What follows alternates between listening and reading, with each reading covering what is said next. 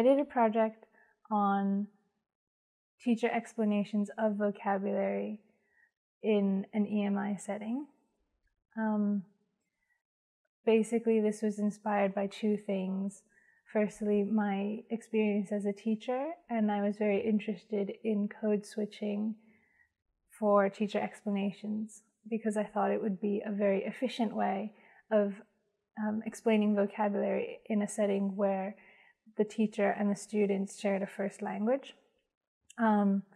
And interestingly, my supervisor had also done a research study similar to this area where he looked at teacher explanations of EFL teachers in China, where the teacher and the students shared a first language. And basically for this study, because there's very little research thus far on teacher explanations alone, not very much is known about it.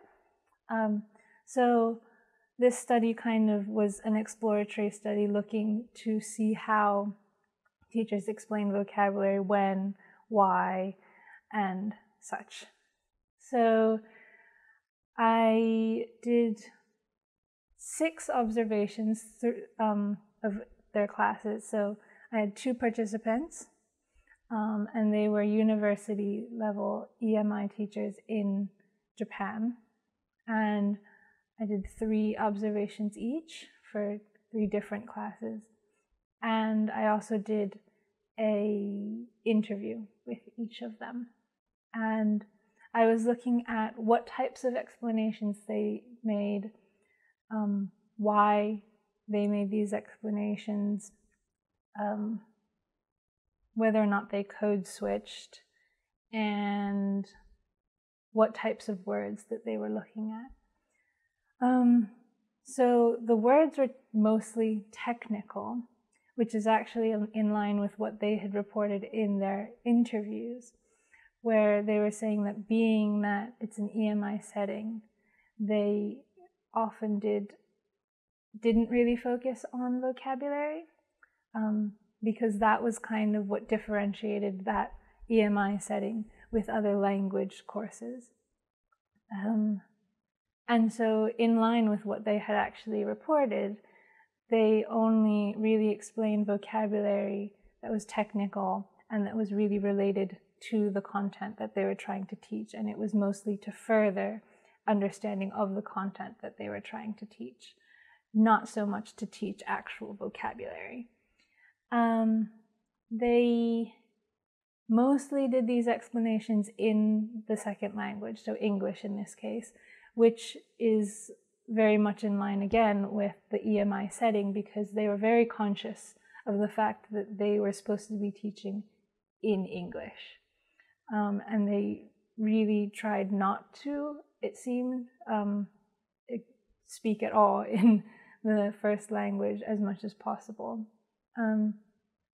The only times that they really did speak in the first language was actually usually pretty intentional, it seemed, and it was mostly in order to make an example, for example, that the students would understand. But that, again, was only to further the understanding of a concept. So, for example, one of the teachers who was teaching second language acquisition wanted to explain different types of vocabulary knowledge. And in order to do that, she showed a picture of a bicycle and told everyone to name it. And everyone said bicycle in English, but she wanted to make the point that they also had a first language representation. So that was jitensha.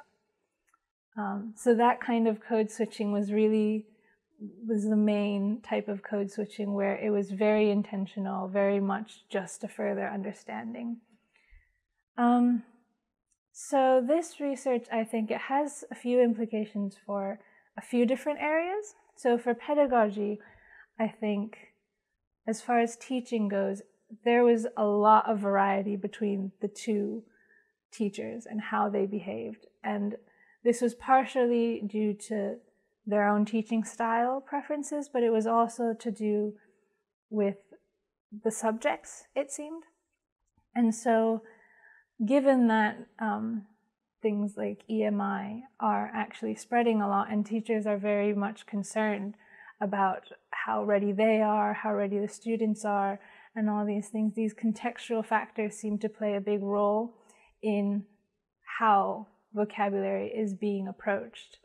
And I think for pedagogy directly right now, it is a bit of a concern, because if teachers are not feeling prepared, and then basically the way that teachers approach vocabulary is very dependent on the specific teacher and their specific context, there can be a bit of an unevenness amongst different classrooms.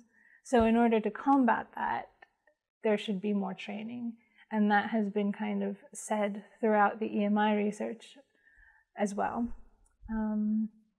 Also, for research in general, I think the fact that there is so little research on teacher explanations, and the findings from both my study and the study that my supervisor had done are pretty telling of the fact that it needs more investigation, and that you can't just treat vocabulary explanations as a singular, unitary thing. It's actually a very complex thing that has a lot of factors playing into it and how it works. And I think the teachers that I had observed were very effective in the way that they did approach it, but that obviously can't be said for everyone. And I think people would benefit, and some people would probably want to have more training in effective vocabulary explanations and how to approach that. Another finding that kind of plays into this is that most of the explanations were spontaneous. And this goes back to the fact that the teachers didn't want to explain vocabulary as vocabulary. So they didn't want to focus on it because their classes are not language classes. And so they didn't actually really prepare very many explanations, and this was intentional. And it was a way to kind of separate their classes with the language classes. So given that they're spontaneous and most of their explanations are not planned, in an EMI setting where the teachers are not as well versed in English or are just not as comfortable spontaneously producing language in English, it would be very helpful, I think, to teach teachers that it's okay to prepare. Or, for example, teach teachers how to spontaneously react to the need to explain a vocabulary term, if that's necessary.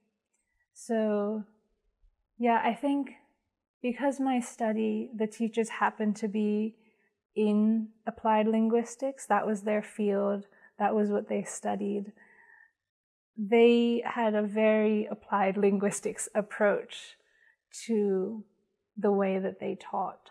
So although they were not teaching language, they did kind of have this background on how English language learners, who are the students, as advanced as they might be, what kinds of challenges they might face. They had these kind of intuitive ideas of these sorts of things, and like how to negotiate meaning and things like that. But especially in EMI, in a lot of countries, with like science classes and things like that, where the teachers are not very familiar with these applied linguistics ideas, it might not be as easy for them to spontaneously react to students. And I think it could cause a disconnect between students and the teacher. I certainly know that for my own teaching, my applied linguistics background definitely helped a lot when I was teaching, because it's just very informative, and it's very good to know the nature of how students and learners tend to react, how they tend to feel, how emotion and motivation and attitudes can affect how they learn. So yeah, that was a bit of a tangent. What else? Yeah, so I think basically the gist of it is that this research really showed that there is a need for more investigation. We basically can't start prescribing these ways of teaching to people without actually knowing what's going on and how people are conceptualizing this and how people are actually implementing their own ideas in the classroom.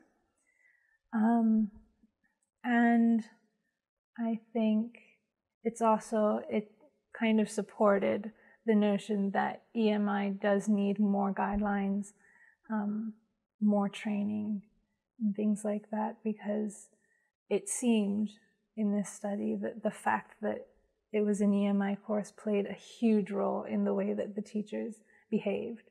And if that is so, then across contexts, it needs to be very clear what EMI is and what it entails.